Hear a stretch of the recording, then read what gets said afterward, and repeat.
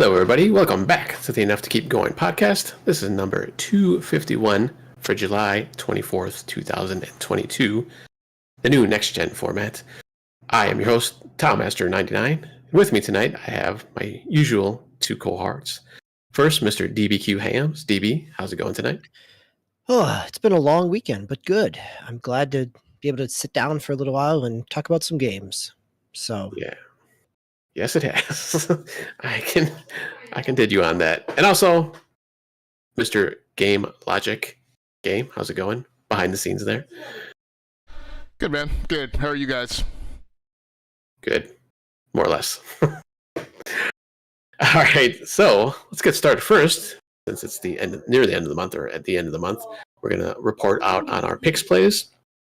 So for this past month, it has to do with social gaming. So practice understanding your social map in gaming contextuality.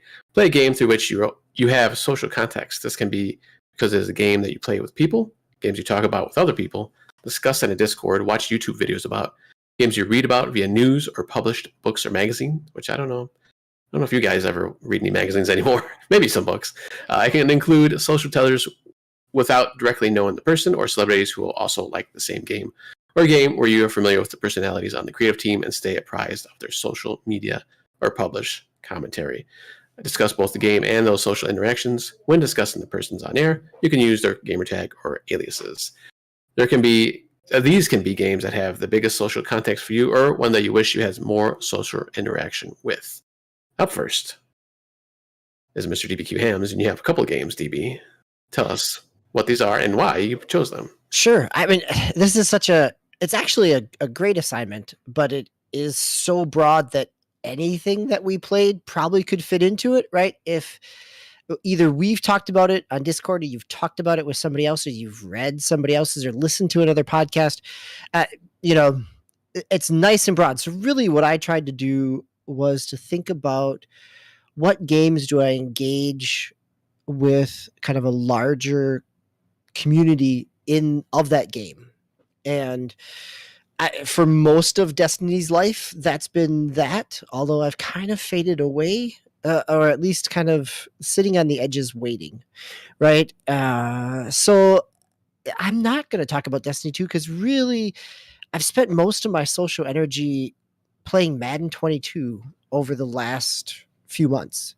And, it's probably because my high school friend and I have been running a Madden franchise since Madden 20 and kind of playing nonstop as one cycle to the next. We are currently in our sixth season of Madden 22, which we started up in probably after the Super Bowl when it came to Game Pass. And so, not only do we spend time kind of socially engaged, talking about setting schedules to when we play, talking about trades, texting back and forth about stats of our games, or giving little newscasts of what happened as I threw 3 interceptions with the first, in the first half, after trading away my 99 rated quarterback who wanted $46.5 million per year, right? Little more than Kyle Murray. So, so now I'm running a backup. And so, yes, there's this constant back and forth on a regular basis. But this time of year, Madden also engages in the larger kind of gaming Madden community as well, because there starts to be, we've had over the last few weeks, we had the announcements for Madden 23, some gameplay, the beta came out last week. We had all of the kind of top 10 ratings at different positions. So it becomes, for me, I'm kind of tracking Madden not only in my own franchise, but looking at Madden 23, reading Reddit threads about it, reading open forums in terms of Operation Sports forums, and comments on articles, people that are in the beta. So I've really been engaging kind of in that larger sense. And, the challenge of engaging in the larger sense is it doesn't always shine the best light on a game, right? Like, name a Reddit thread for a game where people are wholeheartedly thankful and impressed with that game. But, right, I think that there is that ability to kind of be critical and maybe a little harsh or overly harsh at times, especially in Madden, right? Like, it is easy to pile on over the past few years. And when things have, one of the big kind of social commentary pieces and conversations over the last few weeks with Madden has been in the new franchise that's coming in Madden 23. They're adding in player interest for free agency, which they're saying is a new feature which existed in Madden 15, Madden 25, whatever 2014 Maddens was, 2012. So it's been around. It just is back. And so there's that give and take in the community as well. So it has, for me, it's a good way to get a really broad perspective on a game as somebody who has been reading game articles since I was in elementary school. It's great to, still kind of be able to think critically and look critically at that. And so, yeah, that's been my kind of social gaming context over the last month or two. So, DBQ, one thing I want to ask is, so when we talk about, you talk about, a feature coming back that supposedly has been around for a while. When I look at those, a lot of times when I see those, year-to-year progressions or like, comes back 5-10 years later, it's often that it's a brand new implementation and it's utilizing a different technology and a different methodology.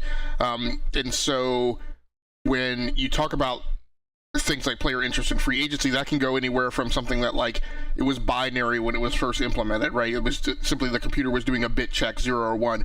Then it was pseudo random number generation. Then it was truer forms of random number generation, and then eventually it was like the application of like AI ML. So is that what the context of this particular feature is around, or is it something different?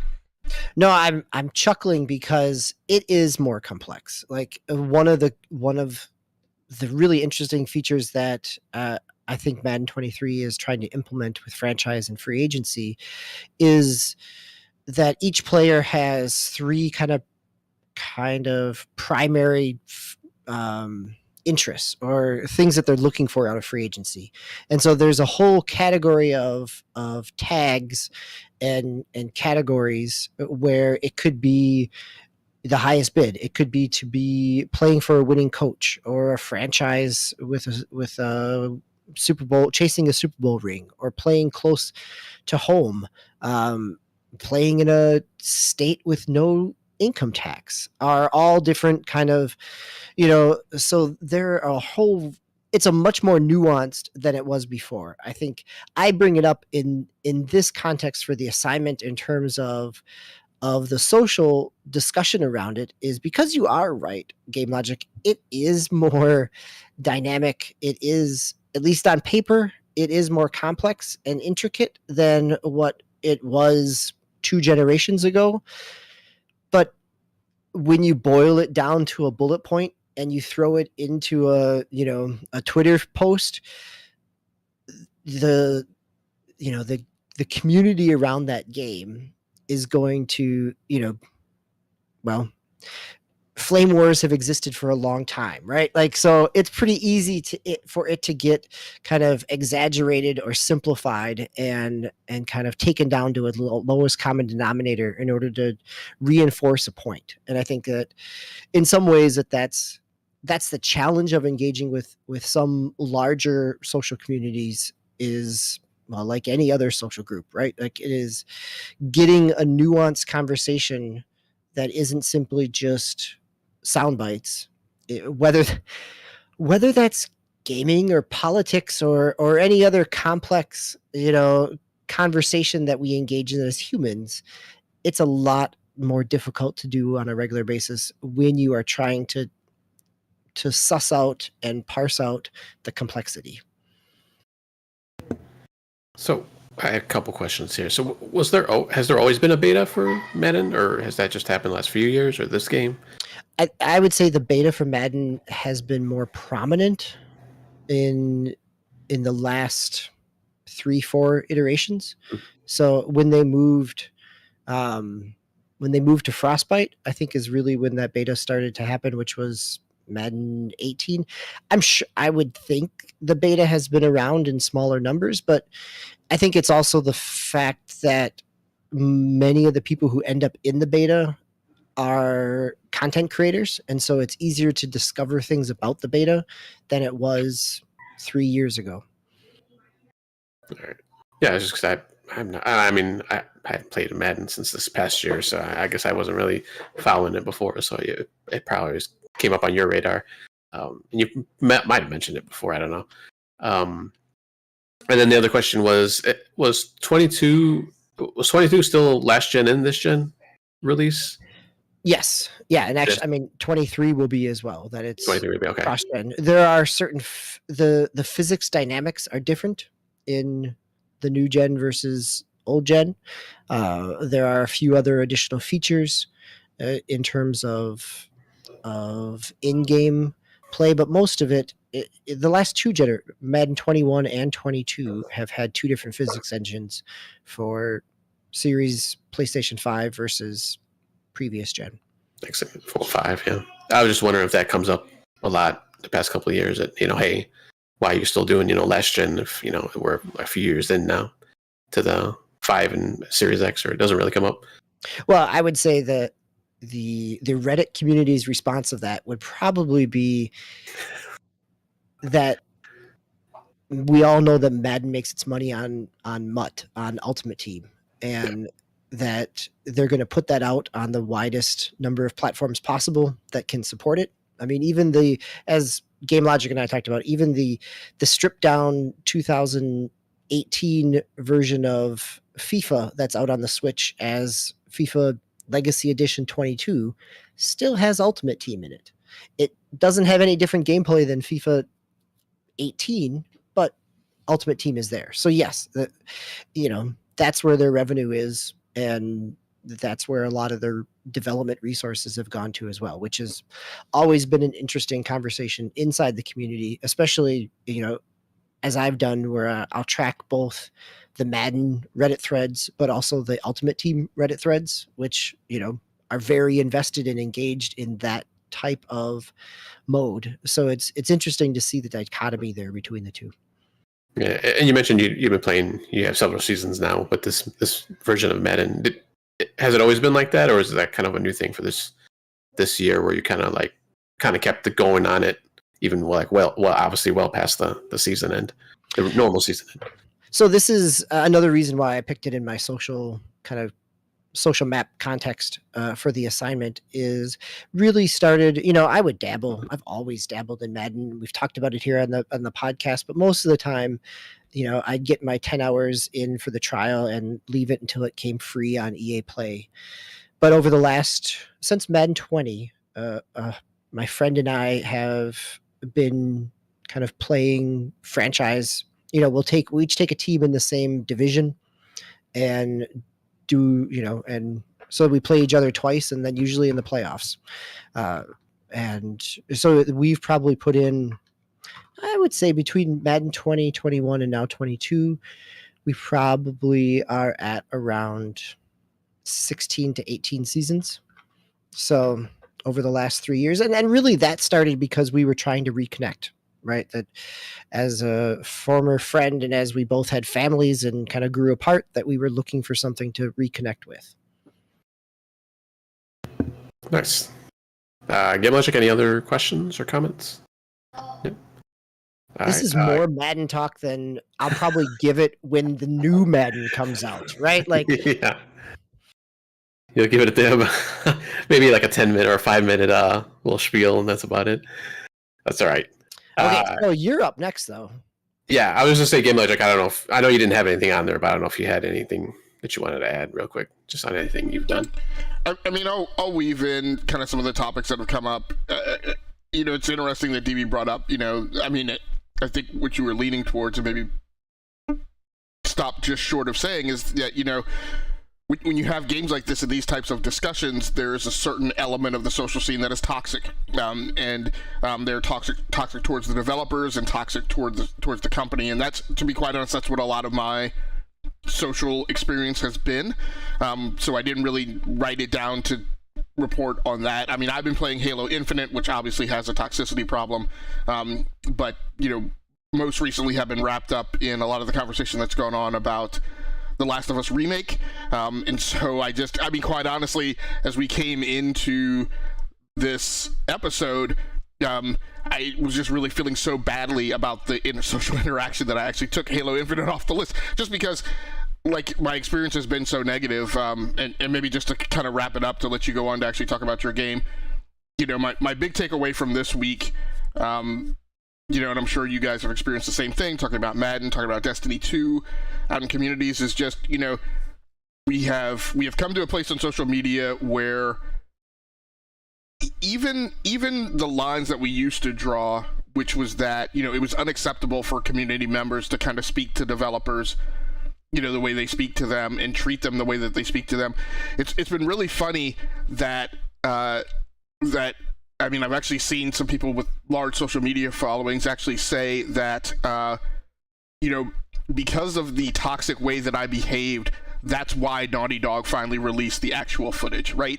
So we have on the social scene the burgeoning concept now that negative childish behavior actually forces gaming companies to react in a way that gamers want, and that, like, I'm out, right? I mean, I officially kind of stopped that participation this week because what I saw this week, you know, that was one of the key things that I saw.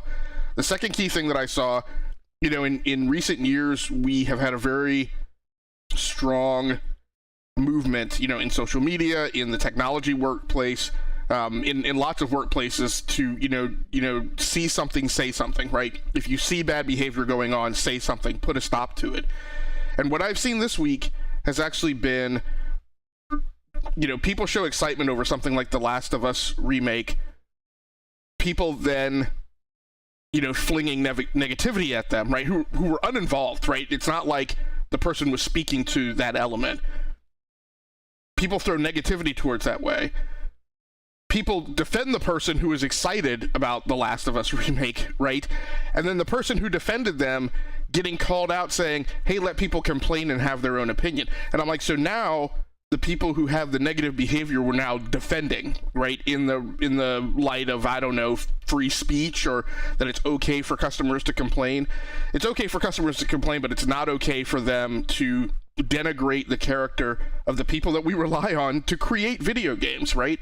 If you don't like The Last of Us, then you don't like The Last of Us, right? If you don't like, first of all, what Naughty Dog is doing isn't the same thing as the decisions that are being made at the corporate board table, right, by Jim Ryan, right, and sales, marketing, P&L executives, right, at Sony headquarters.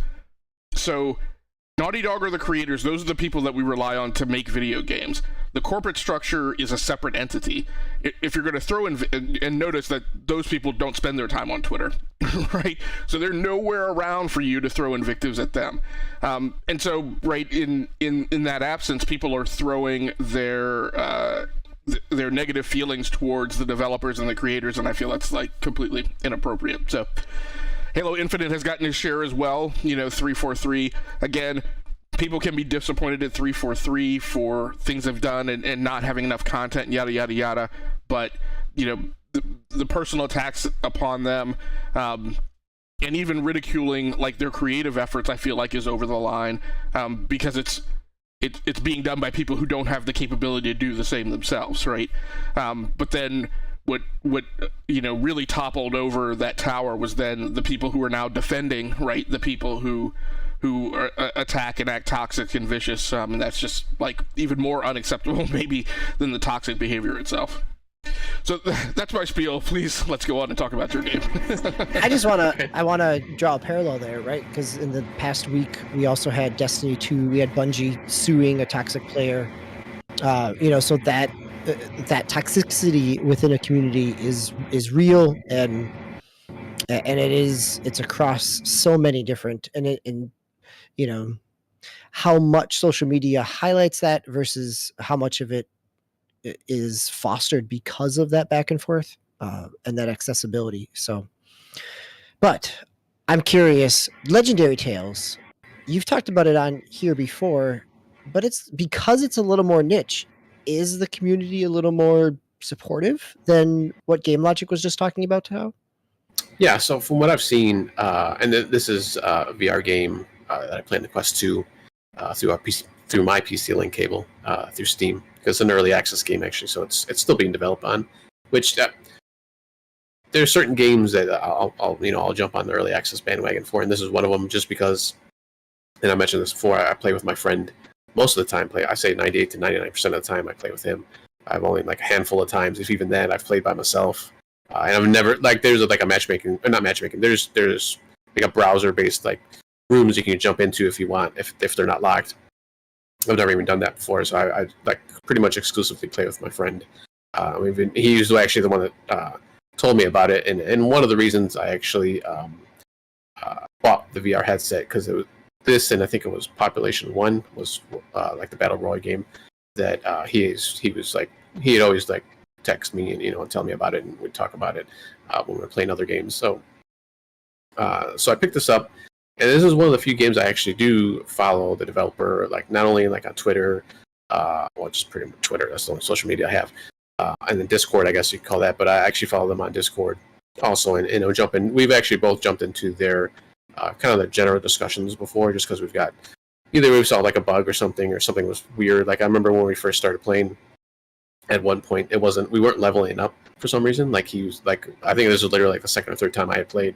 He's like, hey, like my level's not going up, and I'm looking like, we played through a couple dungeons or a couple floors, because it's like a castle with different floors, and like we weren't just leveling up. So we jumped on, and he jumped on and started talking to the developer, and I kind of chimed in just because, yeah, I see the same thing. So it was kind of cool, and we actually talked to one of the developers that was on the game, just chatting back and forth, saying, hey, this is what we're seeing, So I think eventually it was just we had to like reinstall it or something. It was something weird, just because it's early access, so we didn't couldn't do much else to fix that problem. But it was kind of cool to actually we're talking to one of the developers. I've never done that before, so it was actually pretty cool to do that, and just interacting with the people on the site. I've never had any issues. I've never seen my friend; he's never said anything too. So it's just kind of nice to have that kind of like smaller community. And I say smaller, but there's like probably a few thousand people, if not more than that, on there. So at any given time, talking or whatever. And then obviously with Discord, you got multiple channels, but I usually just go into the game, general discussion channel, and some of the other like bug reports and stuff like that. But one of the other reasons that this came up too, and kind of the social part of it, was once again my friend is like, hey, and we haven't seen any updates for this game since I think I was gonna say January, but might have even been December of last year. It was like the last big content update that they actually put out, other than just like bug fixes and stuff that they do like every week or so, or a few weeks. But they actually released a trailer saying, hey, we haven't heard from us for a while. It's because we've been trying to work on this game, and get all these things put together. So they had released a new trailer saying, hey, there's new content coming out sometime this year. They didn't give it like exact date or even like a period. So will it come out this year? I don't know, because obviously it's kind of hard lately with development. But it's actually kind of cool that we kind of got reignited and we started playing it again actually these last few weeks. So it was kind of cool just to kind of jump back into it. And he was like every time we play VR, it's like, what are we going to play? There's other kinds of different games after the fall, and like say Population 1, and some other games that we play sometimes. And like, no, let's just play Legendary Tales. We're like, all right, like it's kind of like I go to like kind of like my old Call of Duty game, back in the day. So it's kind of nice to be able to go back to that, and like we can always play it. And we both got like, well, he's got I think like 3 or 4 characters, and I think they're all maxed out. And I only have one maxed out character right now. I think like the max level's 50. So I got that, and then I got like another character I'm starting to go through. But it's just kind of nice that we always go in there, and you can always like, there's all kinds of different weapons you can use. There's knives, there's swords, there's spears that I think they added at one point last year, and bow and arrow and stuff like that. So it's just kind of cool. It just kind of play with all the different weapons in the game, and it's kind of a physics-based game, so it's kind of cool. Any questions or thoughts?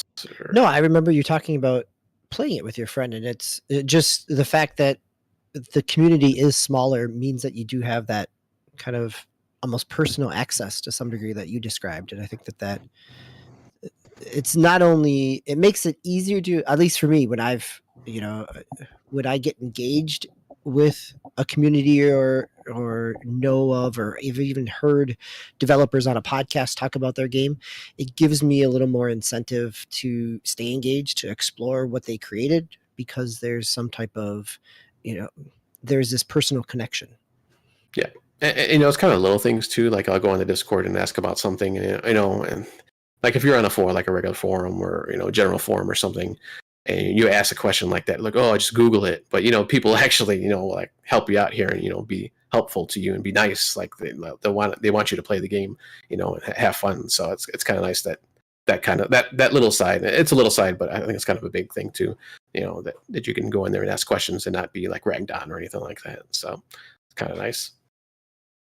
All right. Game Logic. I think you have our next segment, our first segment here, the news. If you don't have any comments or questions on Legendary Tales about Microsoft. So this story comes to us actually from Xbox Wire. It's actually from the transcript of their recent podcast. So the big story here is Discord comes to Xbox, and I'll talk a little bit more when we get to the gameplay section about Hot Wheels on Forza Horizon 5.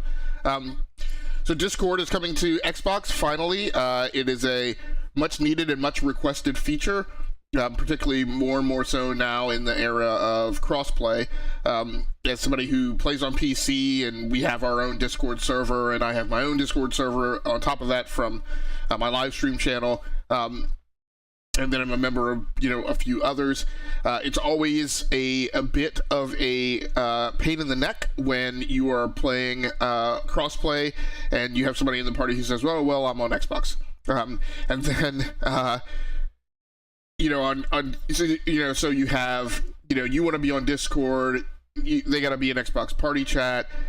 Part of the problem for me when you're a live streamer is that invite for party chat comes across the the Windows game console. It doesn't come in the game. So that console presents things like if you are friends with people and you share real names, if you pop to that Windows game console, then everybody's real names are up on your screen. So when I'm live streaming and I have to connect with somebody who's on Xbox, I have to go to my BRB scene, right, and bring up all that personal information, and then get into the party chat with them, and then get back into the game. So it's always a problem, and I mean, it's better now. I mean, before you had the game console, you would have to alt tab out of the game and like go into your sys tray. I mean, it was just bad, and so Discord's going to help with that a little. At least it's going to be able to get you guys into common channels. It's also nice when you're even playing crossplay with somebody on PlayStation, right? Up until now, the only common communication channel that you've had has been in-game, which is even more problematic. So the way this is being implemented, so right now this is in the Insider channel. So if you're an Xbox Insider, which if you are, if you're not, people who are on the Insider program get access to advanced features that are still in implementation and still being tested. And so you can get access to this now, but you're right, what's more important is for you to hope, keep your fingers crossed that it gets tested and it gets released in an actual Xbox operating system update. The way this is being implemented is going to strike a lot of people as strange. It's going to maybe sound a little Nintendo-ish. I'm sure that the PlayStation fanboys will try and make fun of it because they don't probably understand, right? The way this is being implemented, because the Discord app is so heavyweight, they have not tried to implement everything for Discord in the Xbox operating system, which makes sense to me. They just want it to be voice. They don't want it to be text and all the other crazy things that Discord does. And so the way they've gone about having you do that is because not everybody on Xbox uses mouse and keyboard.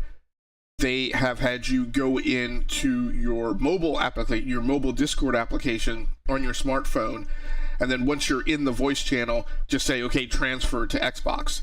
Now that's going to sound heavyweight and convoluted and using a third device, which is the same thing that we kind of complain about with regards to Nintendo. But when you're on Nintendo voice chat, your phone is actually the communications medium. You can't transfer it to Nintendo. The way I think they've gone about it this way is because that is similar methodology for people who use Microsoft Teams. So if you use Microsoft Teams, you can be in a Teams call on desktop, and particularly now when with people who work remotely, right? I'm in a Teams call, I'm on my desktop, food comes from DoorDash, right? I pick up my smartphone, I pop into the call, I say transfer it to my phone, or I just double it to my phone, right? Which is what I did last time. The app comes up on the phone, it's automatically in mute. And so I just walk away from the desktop, continue listening to the call while I go up and grab my food, bring it back down here. The desktop audio is still on. I just kill the entry on my phone. Or in some cases, I can transfer it. Like if I'm in a call here, but I'm about to go mobile because I'm about to go to a site, and I can transfer the call to my phone and back and forth. And so I think the reason they've gone about it this way is because those methodologies are already there, which probably means that technology is also similarly, implemented, probably implemented through an API. So rather than rewrite the thing all over again, they're just having Discord access, a similar API that is already in the Windows operating system. And as we all know, the Xbox operating system is a subset and derivative of Windows. So this sort of makes sense to me. And it prevents you from having to do a lot of herky-jerky, with the app in Xbox, and probably will wind up getting the Discord features delivered to you faster than if they had tried to code a lot of it directly into the Xbox operating system. So that's kind of where they are. It'll be interesting to see how it comes out, and it'll definitely be super convenient, at least for Xbox crossplay with PC players. Thanks for that breakdown. I read about it and kind of assumed that it was going to be an app on the console or on the interface. And so having the kind of breakdown in terms of how the transfer will happen really does. It makes a lot of sense. It's a few more steps than I envisioned, but the logic of it in terms of using an existing path really does make a lot of sense. So thanks for that breakdown.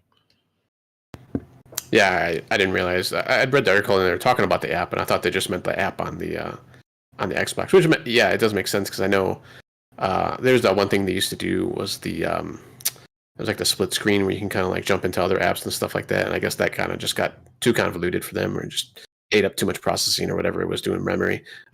So they kind of just killed that altogether, which I kind of did like.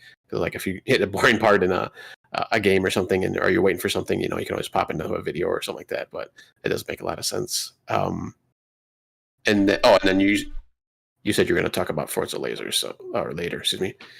Yeah. So and then a couple other things to mention. Right. So the only thing that I personally think of as problematic with this is that there obviously Xbox Party Chat isn't going away. So you're going to have Discord, Xbox Party Chat, and in-game chat, and with crossplay, the problem in my mind that it creates is, so now you've got to juggle the Discord app.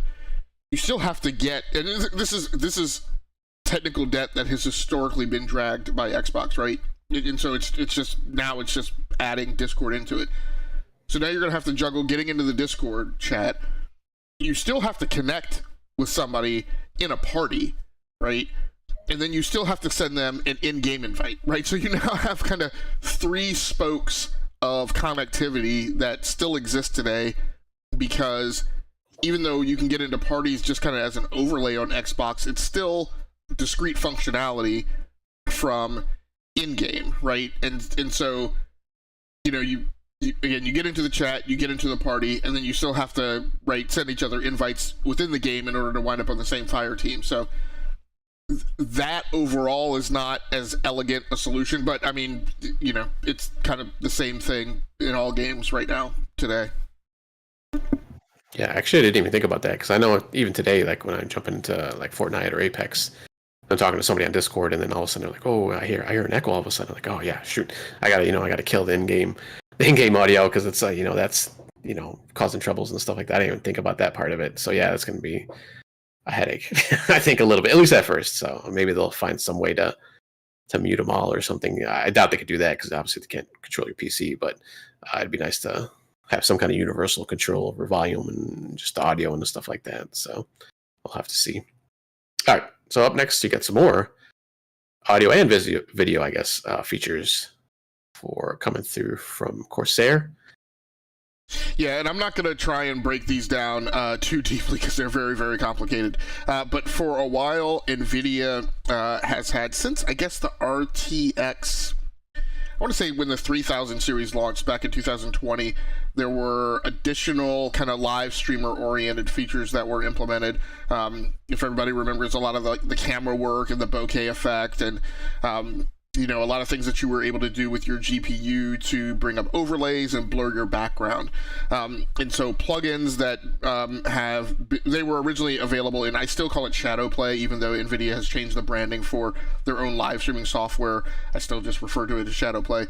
Well, now some of those features for audio are now being made available to Corsair, which is, Corsair and Logitech are becoming two of the biggest companies that have kind of proceeded to gobble up other live stream hardware vendors, and so you can kind of now use all of their equipment together as kind of cohesive live streaming ecosystems. So if you want to go down the path of being of Corsair Elgato, you can do Elgato has their own webcam now. Elgato has their own microphone now. I'm trying to think. They don't have a mixer yet. Razer has its own mixer. I guess Razer would be the third company that I would say kind of has their own ecosystem. They have gone around and procedurally gobbled up. Logitech now owns Streamlabs, I believe, and also owns now Blue Microphone, right? And now in your Logitech G Hub app, you can actually bring up Blue as an additional audio configuration utility. So Corsair has, like I said, bought Elgato. They bought one other company that I can't remember right off the top of my head, but now they have integration with NVIDIA's features, and so via the iCUE app and various Elgato apps, in particular their Wave XLR app, you can incorporate a lot of these NVIDIA plugins, bring them into your live streams, have them integrated, across iCUE, Wave XLR, and brought into OBS.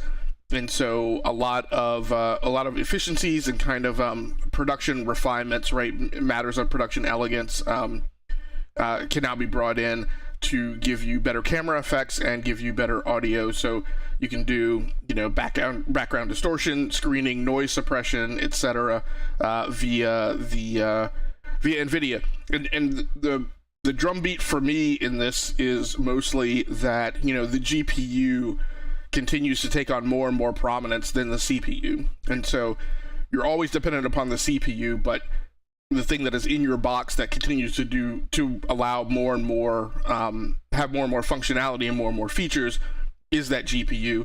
And while AMD constantly kind of follows with similar features, it seems to consistently be NVIDIA that has those features first, and then leans forward with the greatest uptake and greatest integration, which kind of still gets us to a place in the live streaming community where it doesn't make a ton of sense for you to be on anything other than an NVIDIA GPU, and that's a kind of powerful market position to have in today's current world.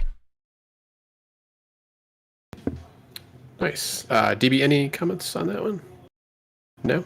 Right. No, I think I appreciate again the breakdown there. I think that what you said, Game Logic, in terms of bringing them all together does make it a pretty strong segment of the marketplace for NVIDIA when you're going in that direction in terms of streaming. Yeah, and just as an aside, I recently actually got a Blue Yeti microphone, and I did not realize Logitech had bought them, or maybe I had forgotten, just because I was looking on their site, and it was it kept saying Logitech. I'm like, what's going on? Why is it? I'm like, oh, they bought them. Okay, that's cool. I didn't realize, but yeah. So that's what I've been using actually the last couple of weeks. I forgot to mention that last week when I first got it. So if I sound better, hopefully I sound better. That's the reason why. It's because I'm using a Blue Yeti microphone. All right. Well, now's our sponsored break. So That's right. Why don't you go Sponsored by Logitech. Stay on your Blue Yeti microphone and continue to tell us some more news stories, please. All right. So up next, we have, unfortunately, some bad news. Ubisoft this past week has not only delayed a couple games, or at least one game, their Avatar Frontiers of Pandora, but they actually announced that they've canceled 4 games, 2 of which we knew of, and 2 unknown games. So first is Ghost Recon's Frontlines, which was a battle royale game they had announced back in 2020. That was alongside Splinter Cell VR, which is also what they're canceling, which I vaguely remember them talking about that like a while back, but it kind of, like, when they mentioned it, I was like, oh yeah, I guess so. And then there was also another VR game, Assassin's Creed VR. That one, I guess, is still going on. They didn't say anything about that. But there was 2 other unannounced games, and they still didn't say what they were. They just said that they had canceled them. And this was from CFO Frederick Dugo. The guy, I don't know how to say that. This is from the article from IGN.com from Rebecca Valentine. So surprising, I guess, that it was these 2 games. Or maybe not, because like I said, I barely remember them even coming out. I do remember like the fervor on Frontline, Ghost Recon Frontline, because it's Ghost Recon. It's a battle royale game. Of course, people have to jump on that.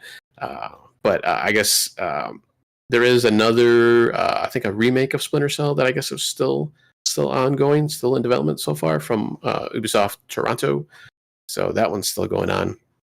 And I think it was earlier this year, or maybe at the end of last year, where they had delayed Prince of Persia remake.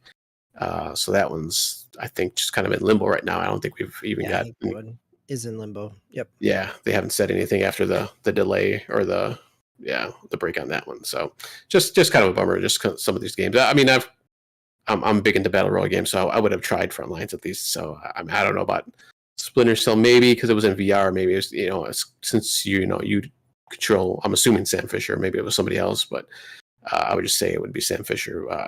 More interactivity. Maybe I would have been a little bit more into that, because I'm usually not into stealth games that much. Maybe Assassin's Creed is kind of the exception, even though you can just kind of go bonkers on that one if you want to. So, but yeah, it was just kind of a bummer that they delayed all these games. And I kind of wish they would have said what those other 2 games were, the unannounced games. But I guess no harm, no foul there, because we didn't know about them anyways. So, and just in the article, they kind of bring up how there's been a lot of delays this year going into next year. So, and this kind of just, and I guess not so much cancellations, but just delays going into 2023. So it's going to be an interesting year next year once these games start coming out, and how they kind of space them out. I'm assuming they kind of, the different companies kind of watch each other, I'm assuming, and try to space out things as much as they can. But, sometimes things overlap or come out on the same day even. So we'll have to see how that all pans out. Anything that you're sad about, Game Logic or DBQ games on this, on these cancellations or delays? I mean, I guess my feeling is, like, I'm trying to really evaluate. Over the last few years, we have, and maybe appropriately so, made a lot of ado, right, about Ubisoft cancellations. But I need to look at the numbers and think through. Ubisoft has lots of cancellations because Ubisoft has lots of things in pipeline. Right? Lots of companies don't have a lot in pipeline, or don't have a lot in pipeline that they talk about. And so when Ubisoft cancels, I guess the thing that I still key on right now is it seems like this is the second iteration of kind of Ubisoft taking the whole creative vector of the whole portfolio and crumbling the paper up and throwing it in the trash can, right? And that's what I'm not certain of. They did that a few years ago. They just said, look, stop all the single player stuff. Like, we've hashed it over and over again. It's not gaining us the traction we need. Let's come up with an entirely new plan. And so it's hard to tell whether or not they're doing that again, or if they're just, I don't feel like they're just delaying the last large-scale strategic decision that they made. It feels a little bit like they're still crumpling up the paper, or still trying to sharpen the pencil, and they weren't absolutely certain of going full bore down the path that they set the last time. So it's still feels like a company kind of meandering and trying to find its new character, because I think they've become convinced that the old character didn't work, but I think they're still trying to do it through the same processes, which is making things even worse. So I don't know. So one of the things I read in kind of corresponding articles, because there were multiple, this was a bad week of press for Ubisoft, right? Like you had, they had their financial reports of being down in quarter one, being down 9% in quarter one. We had the delays here that Ta was talking about. But there was another article that I read where the same,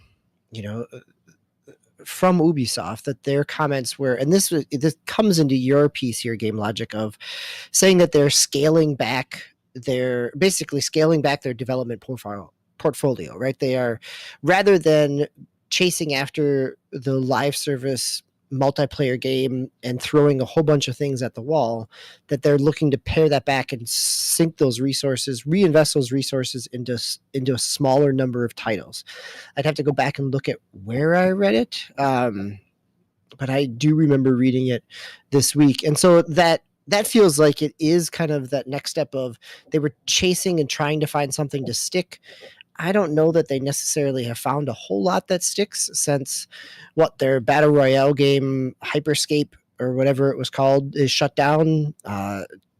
Jeff Grubb this week talked about kind of rumblings of Roller Champions maybe not making it, being supported after another season or two.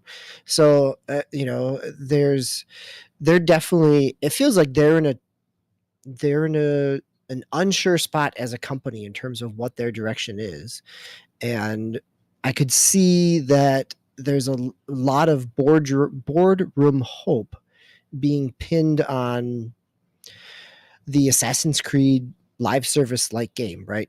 Infinite, or whatever they're going to call it. But that idea of leveraging one of their most popular IPs and doing so in a way that has a battle pass attached to it, that has some ongoing revenue attached to it, more than what they've been able to maintain in other vectors. Yeah, and it always seems with them too that like they kind of try to jump into like the big thing at the time, like Hyperscape with Battle Royale, Roller Champions is kind of like the Rocket League type of game. So and then they started doing all these remakes because hey, everybody else is doing remakes. I don't know if that was their thinking, but obviously, and that's just not just them. Obviously, other companies are doing it too. Where they see things, but they seem to be big on it and kind of lean into it. And they're still bringing out at least new IPs like Skull and Bones and Roller Champions once again. But they kind of go back onto their games and try to make it something maybe that.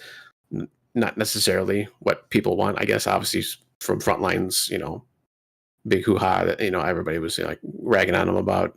There was that other game too. Oh, what is it? X Defiant, I believe, which just seemed like, I guess, a Call of Duty-ish type of game, 4-on-4, 4-on-4, 5-on-5, whatever the number is going to be. Kind of fast-paced shooter. I'm assuming that's still going. I haven't heard anything from that for a while either. So, and obviously that was known, so that couldn't have been one of the unknown games that was canceled. So I'm assuming that's still going to be going out. And it looks like there's still a website for it up there, and there's developer, notes and stuff going on. So that was a game I could picture the image of the hodgepodge of characters, but I could not remember what the title was. What it was. So. Yeah. I thought it was called Divine X at first, and I was like, oh, no, it's X Divine. I was like, I was close. There's an X in there, kind of 90s style title that they threw up on it. But it's just, I don't know. We'll have to see how everything pans out. So, so I believe that is it for the news, unless anybody else has any other comments. Game Logic, if you want to kick off our rundown from the last week of gaming that we've been doing. Sure, I will probably start with the thing that might be most interesting, is Stray, which I played on PC. So this is a small title from Annapurna Interactive, has gotten a ton of buzz. I think, was it marketed in a way that really conveys what the game really is? And I think that's gonna make it a little polarizing, right, out on the market, because some people are gonna be okay finding out that it plays a little differently, maybe, than they feel it was advertised. But a lot of people are gonna play this game for its emotional impact, right? And it has that. Maybe not in spades, depending on what kind of gamer you are. But it's definitely it definitely targets the gamer for that, right? But if you're kind of not really of that psyche and emotional makeup, then it's not going to hit you in that manner. And then that's the point where you got to decide, right? People are going to either find that kind of grating, or they're going to be okay with it. And if you find that it's grating, one of the things you have to do is you have to ground yourself and recognize that you are part of the Halo, Destiny 2, Forza Motorsport, Call of Duty, right? That crowd, this game is not made for that crowd, right? And so if you come at it with little pieces of expectations that come from that field, you need to take one step back, right, and kind of reorient yourself, right, and then approach the game again. But I think the points where the game has missteps, even for the people that it's for, is, first of all, it's not a cat simulator, which I think was part of kind of the what you get from the marketing vibe. A cat simulator would allow you to go anywhere and do anything that a cat can do. This game doesn't allow you to do that. This game is a puzzle game, and it's a series of set pieces of puzzles where the thing that will grate you as a gamer is, as a gamer, I am very, very, very, very, very big, and I think you guys know, on you teach me rules, I then expect those rules to remain consistent. The pact you make with me is to not change those rules, right? That once you've taught me rules for 50% of the game, that I expect them to remain consistent. One of my big, big, big pet peeves is you teach me a set of rules and then you arbitrarily, right, take those abilities away for a boss encounter, right? No, the point should be you should train me to, right, use my powers and then allow me to apply them, right, in a boss battle, not take them from me and have me react to a different set of rules in a different paradigm. So this game, as you go from set piece to set piece, you cannot mantle every air conditioner. You cannot traverse vertically up or down in exactly the precise same distance that you may have in the last puzzle. There are arbitrary points where you cannot jump that make no sense if you were actually a cat. And so it has that same kind of faux, what's the fog and mirrors effect that I felt The Last of Us 2 did, right? Where a lot of the Sony Interactive Entertainment near linear wide path things, in order to keep the path wide but not trip across the line to open world, there are a lot of very arbitrary impediments traversing the environment, right? There will suddenly be a thing that you can't mantle that doesn't make sense. There will suddenly be an area of a scene that you cannot traverse that doesn't make sense. And so this game kind of does the same thing. Once you realize and understand that a given area is a singular set piece of a puzzle and that you have to figure it out within the physics rules of that puzzle, and that those things may shift from set piece to set piece, then you will be okay. The game kind of just edged on overstaying its welcome, particularly in like the back half of the middle game. And I sat down and played through on Sunday afternoon, right, and just played it through roughly from beginning to end. I did like a 15-minute start the first night that I downloaded it. Is it about 3-4 hours, or where's it clock in at? It's not, and that's part of my problem too with the community uptake of it, right? There's a lot of course, because of console wars, there's a lot of clowning from the Xbox camp, right? That it's a 3-hour game for $30. It's not a 3-hour game. You can push to speed run it at 2 hours. You can push and ignore a lot of it and get through it. I'm sorry. You can push and speed run it in 2 hours. You can push and ignore a lot of things and get through it in 3. the average completion time right now is bordering on 4.5 hours, and it took me about 5.5. I burned about an hour because I had missed like a critical piece in kind of the first large scale area in searching for some notebooks that you were searching for, and not realizing that it was as simple as the instructions that had been given to me, that there were 4 apartments, and that there were 4 apartments, and the locations of the notebooks across the level were actually exactly where they told you. I missed one of them, and that caused me to perceive that the series of possibilities of where those notebooks were much wider than they actually were. So the game is longer. There are, like, notionally the concept of side missions. It's a game where you can interact with basically 90% of the people that you see, kind of in the same way that you can in like Disco Elysium, in the same way that you can with like Skyrim, Oblivion. Like, every person that you talk to is going to have some kind of tiny story associated with them. A lot of it is you trying to filter and suss out who is actually a key person that you really have to speak to in the course of the game. So the game is longer than 3 hours. It's not super long, much longer, but it's very kind of Portal-like to me in its feel and its length. But a key difference with Portal is there was a lot of humor there, right? There's not any humor in Stray, and there are some additional things to participate in that, for a core gamer, you're not going to care about, right? You can nestle down and go to sleep anywhere.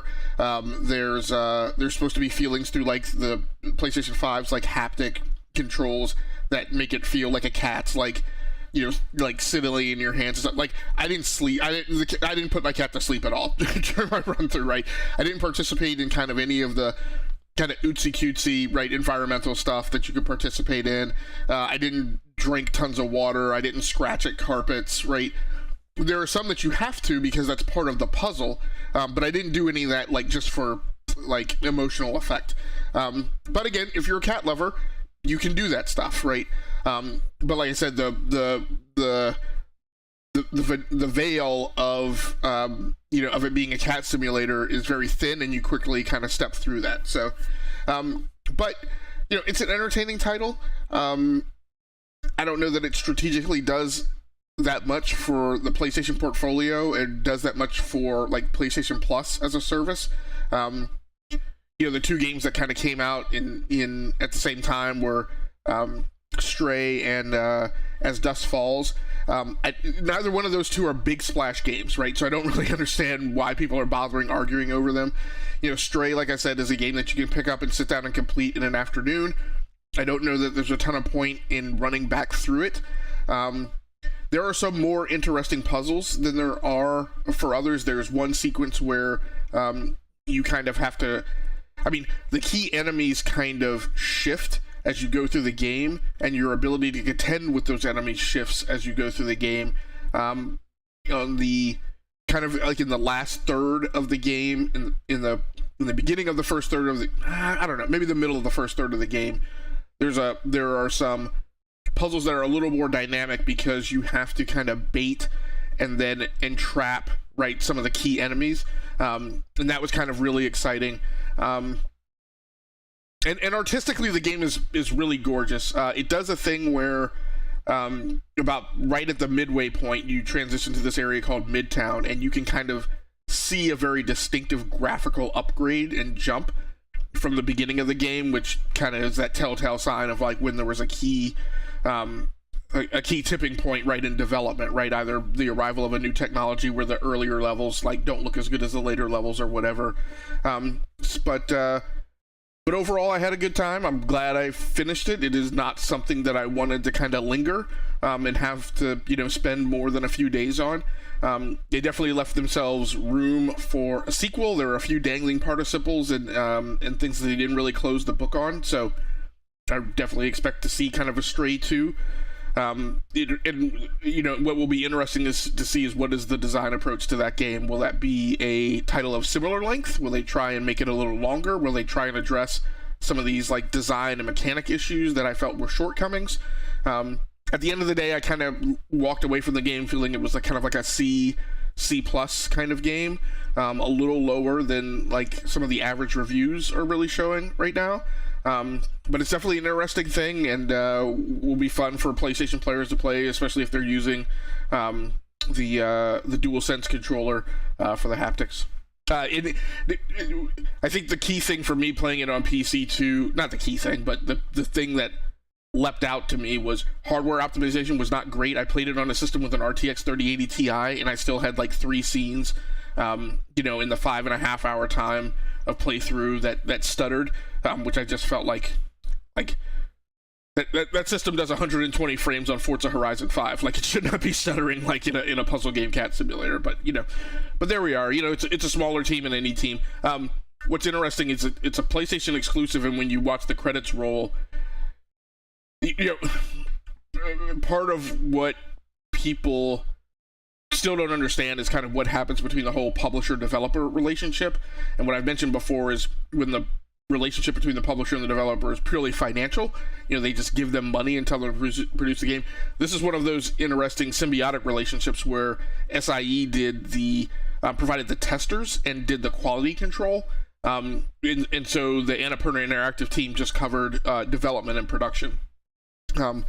So that was an interesting thing to see creep out of the credits. But overall, good game, good distraction, good palate cleanser right before like Spider-Man, Remastered drops on PC and some other things. God of War before we head into the fall, that type of thing.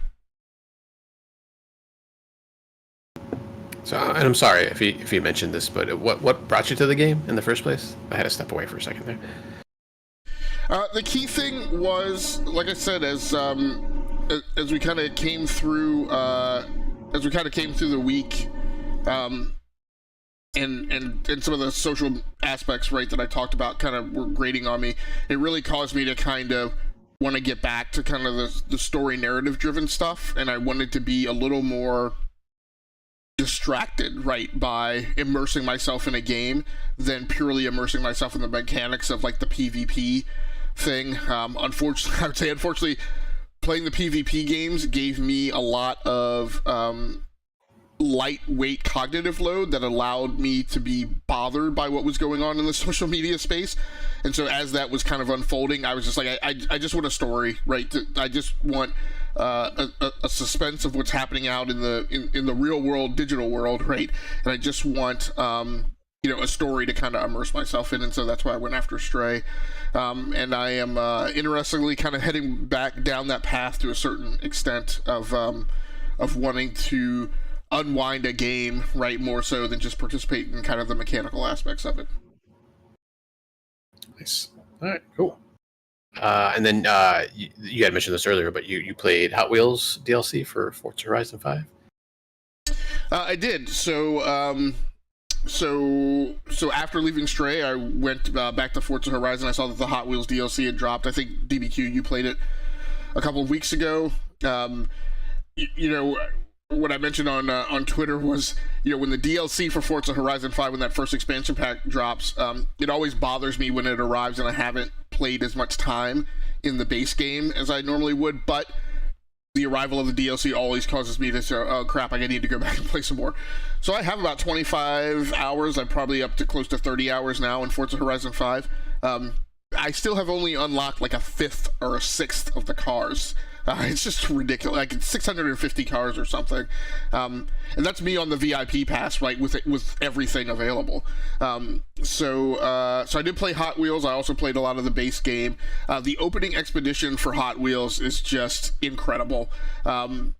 They basically give you a big, lengthy series of events that showcases all of the elements of the Hot Wheels tracks, right? The mag tracks, the turbine sections of track where there are like 3 kind of propellers above the track that cause you to kind of accelerate almost in an unconscious way. And so as you approach a turn, right, you go, oh, I'm actually going like 170 miles per hour, right? It's very subtle, versus like the slingshot sections of the track, which also accelerate you, but do so in a very rapid kind of whiplash kind of way.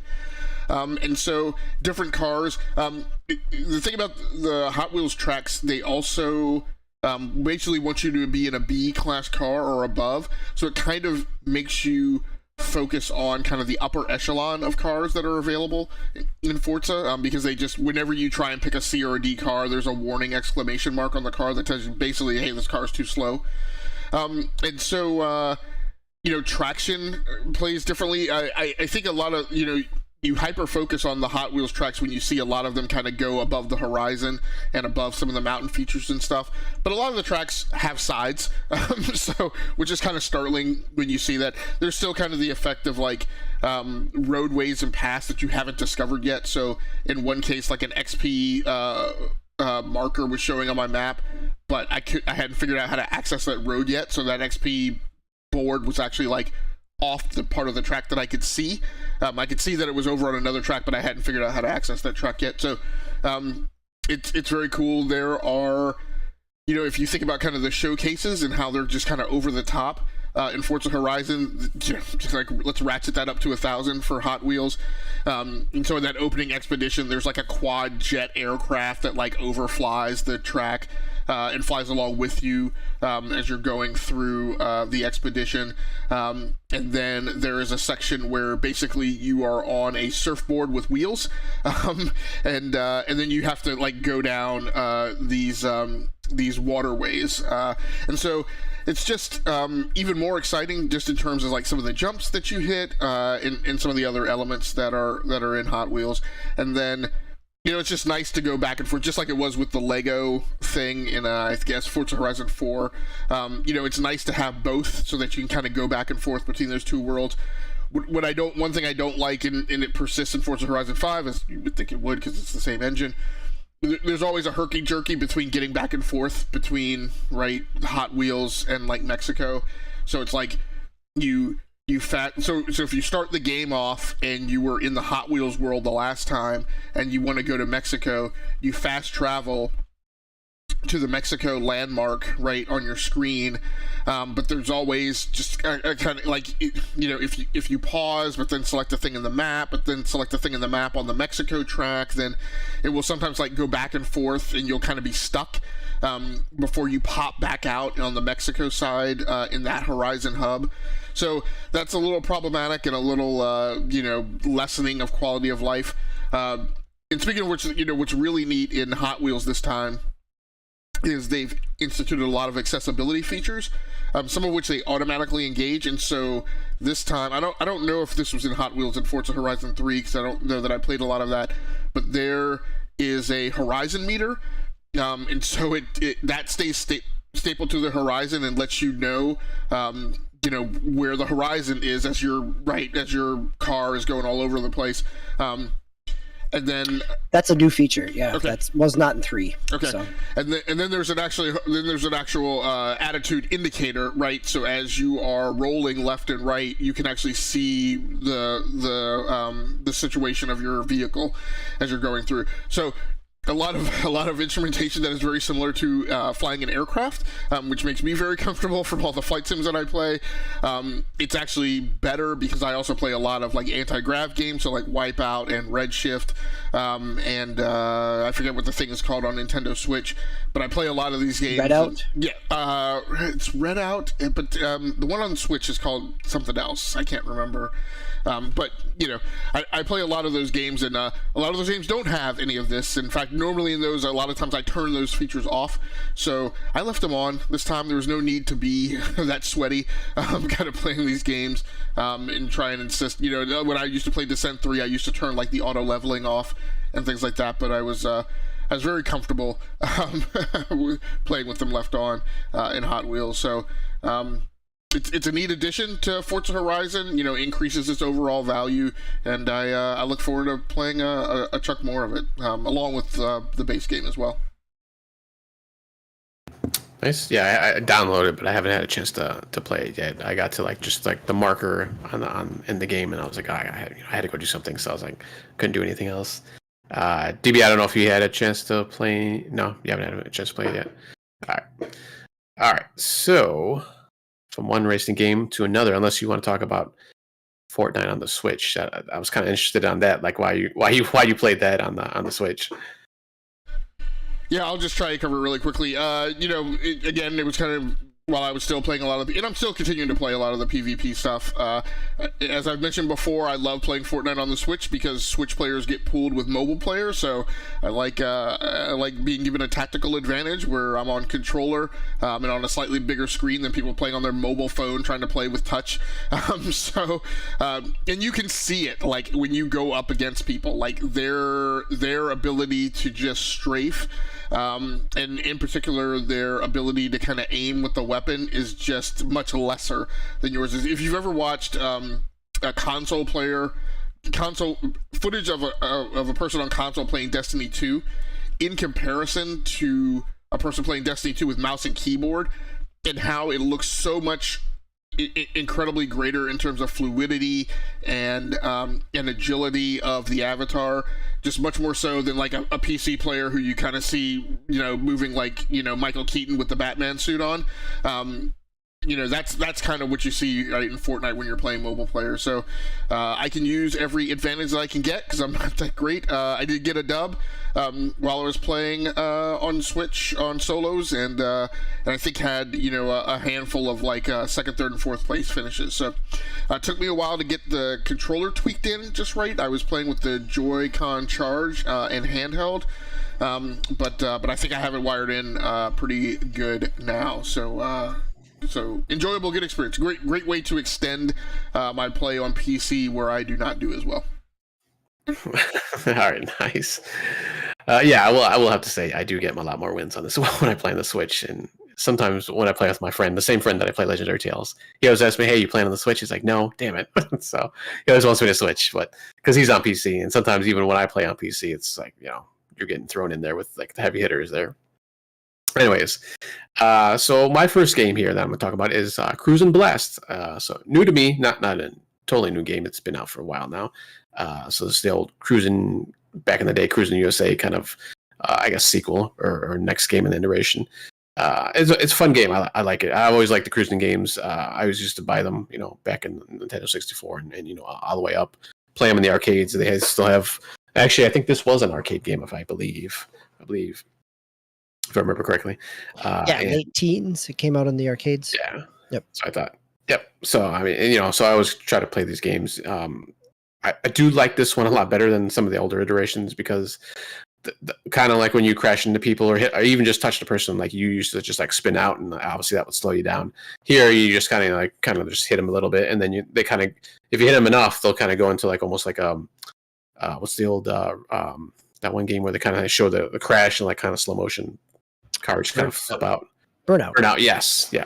So you kind of get that when you kind of hit somebody a few times, or if you kind of bump into a wall, it kind of slows down. And you see the car crashing. So just a fun arcade racer. I mean, it's nothing super special about it, but I have a lot of fun with the series. So although I have to say, I have been putting on normal when I start this game. So man, I barely can get a first place, victory a lot of times. So it's I don't know if it's just harder or if I'm just, slower in my old age playing these games.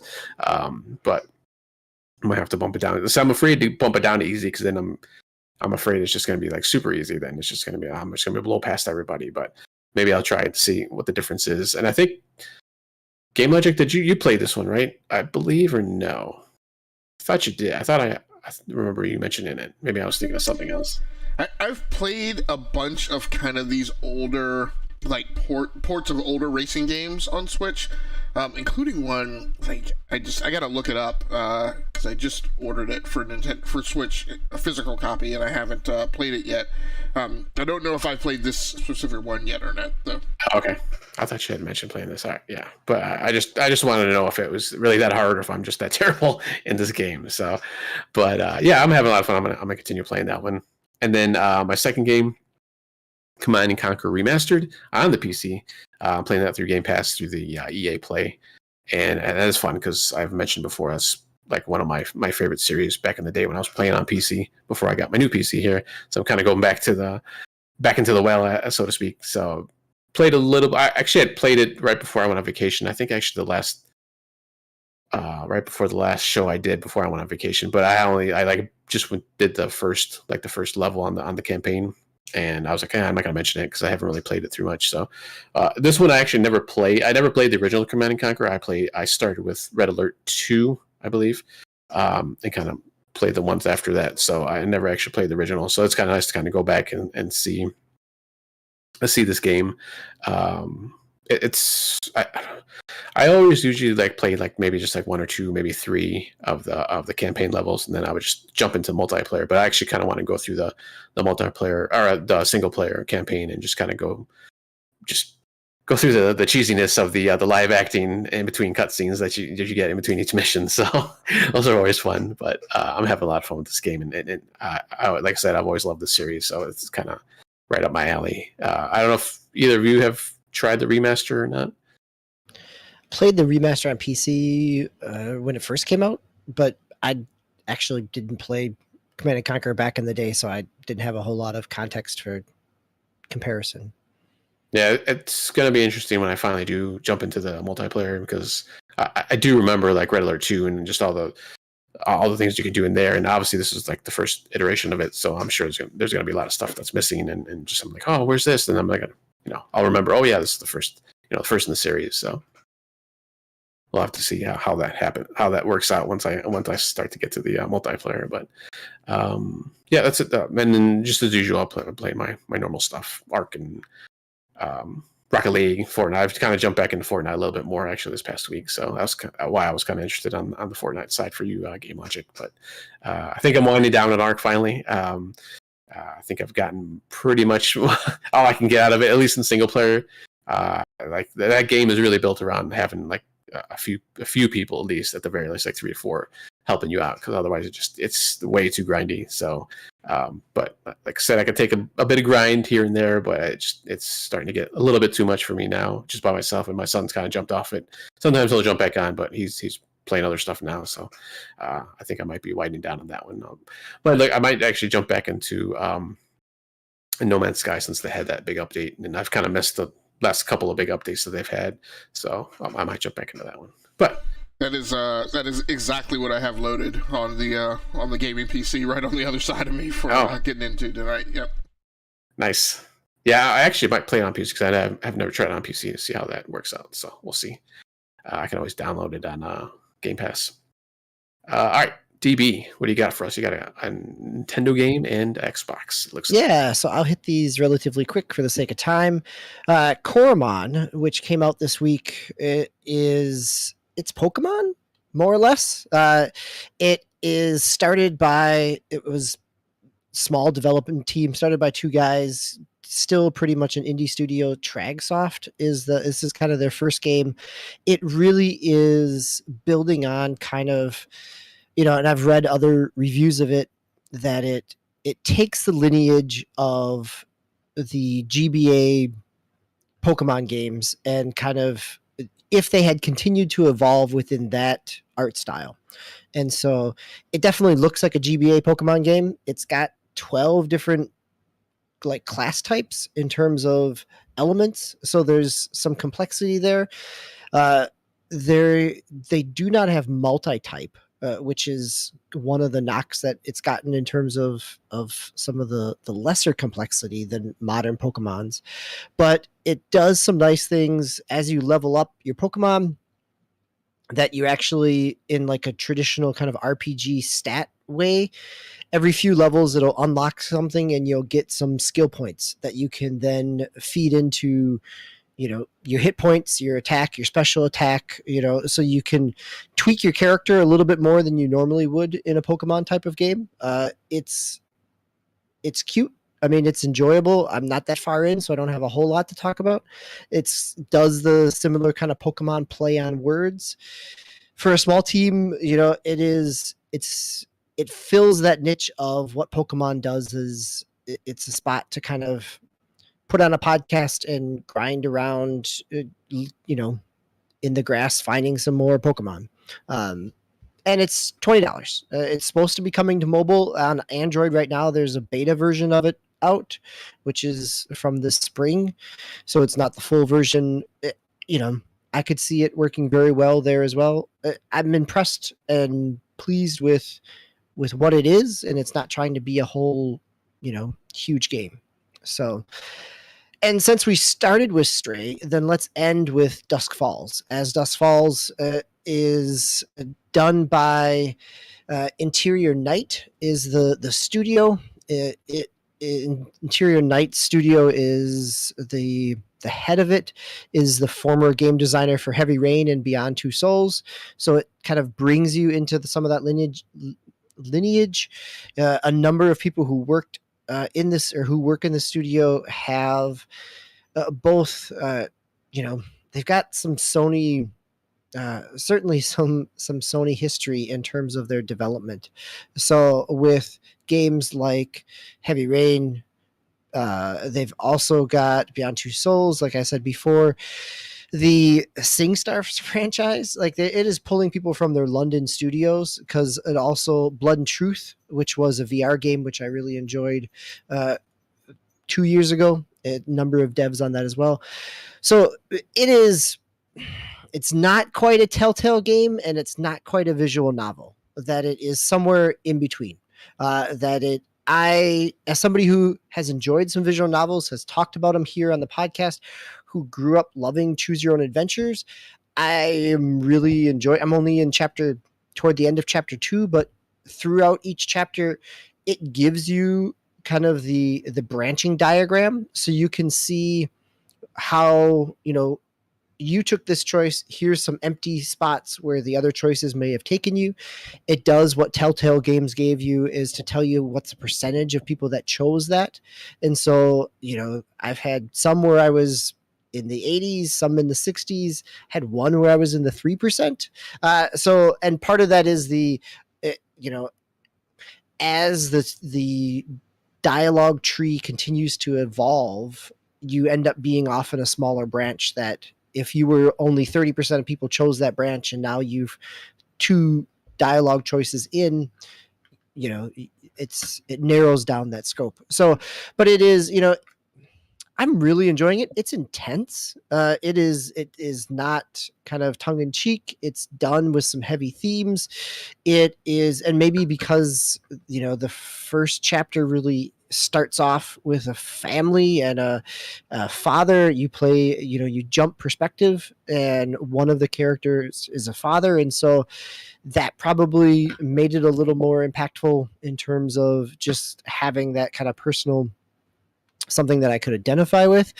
But it is the pacing of it is something that I've really appreciated, that it is not, there doesn't really seem to be a lot of downtime. It is moving from one, from one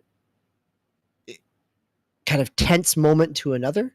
And there's enough connective tissue and some character development done early to get me to be invested within these characters. So I'm definitely going to keep playing. I mean, it's on Game Pass. It's a $30 game. It is what it is, right? Just like Stray. Like this is not a big mass market game. This is something that is going to hit with a certain audience, that if people are looking for that type of Telltale kind of adventure game where there is a little bit of interaction, you've got some button mashing, you've got some swipes here and there.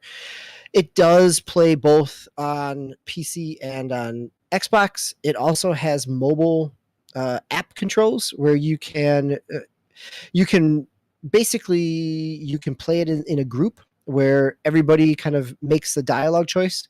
And then if you're playing with a group of 5 people, whatever one had the most votes is what the dialogue choice ends up being. It's got some cool functionality there where it does allow you to veto. Like, everybody playing in the group has a certain number of vetoes. So if you really want to, move the character in a certain direction in terms of the story, you have some aspects there.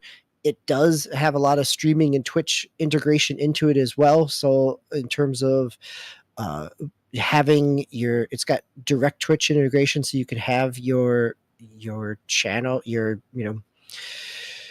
discussion thread, making those choices and joining. It does like what riff tracks and really the Jackbox games do, where you can, it gives you a code to join in on.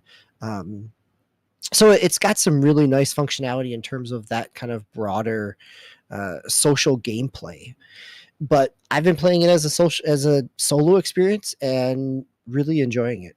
So is the like the phone integration and stuff like that, is that the only kind of co-op play? Or because I kept seeing that there's like co-op play that you could do with it. Is there any other kind of thing you can do, like if there's a second person there or something, or like another person? Basically what other types of FMV narrative visual novel games have done where multiple people can be choosing, and so that's the part here.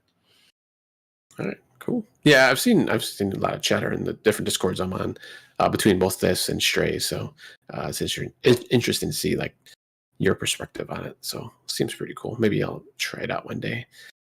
All right, that will be the end of this episode. Unless you guys have any other comments or anything you want to mention. I know Game Logic, you mentioned No Man's Sky is coming up for you. Yep. So I've got it loaded on my PC with the 3070 Ti. So just recently refreshed keyboard and mouse over there with a set from Rocat and new HyperX headset. So got some new gear to play with while I check that out. So it should be a good time. Nice new toys. Actually, I was just thinking too I was talking about it earlier, that I know there's VR integration. I wonder if that's through Game Pass 2, you could do that version of it. So I'll have to check it out, because that'd be kind of cool to jump into that through VR. So, maybe I'll report on that next time. All right, so next Pickz plays. Remasters, we talk about remasters this episode. We love them, we hate them. Maybe we're just kind of meh, who cares? So I have given the task for myself and my fellow cohorts here: play a remastered game or games and report back on whether it was worth the effort to do the remaster, or should they have just left it in the past and just left it there where it was. DB and Game Logic, you have nothing yet. It's obviously this first one. I'm probably going to continue at the very least on Command & Conquer Remaster, and I might actually go back to the Red Faction and Guerrilla Remastered Edition. And I'm not sure. I got that on multiple systems, and I got it on PC and everything. So who knows what I'll play that on? So maybe multiple systems to see how it goes. But any thoughts on what you might pick for the next Pickz plays? No? Silence means no. I mean, I kind of want to look ahead to see what new remasters are coming in the month of August, if there is anything dropping. Otherwise, I'll go back to my back catalog and see. Well, of course, Spider-Man Remastered will be dropping on PC on August 12th. Oh, so I forgot about that one too. Yeah, might be another one I'll have to throw in. Yeah, nice. Got Spider-Man Cup. Yeah, I keep forgetting that comes on PC. I keep seeing every once in a while. I'll see something on Twitter with hey, you can pre-order. It's like, oh yeah, I keep forgetting about that. So definitely. And we also get Pac-Man Repack next month. Although when that launches, I think that's August 30th. So that might actually be before we report out. End of the month. Yep. That was a 3D Pac-Man adventure one, right? Yep. Yeah. Okay. Meant to say after we report out, I should have said. Yeah. All right. Cool. All right. Please join us next time where DBQ Hams will be hosting our next episode. And thanks to everybody for listening in or watching, depending on how you're going through this podcast today. Thank you, DB and Game Logic. I am TowMaster99. Please take care of yourselves out there, and we will see you next time.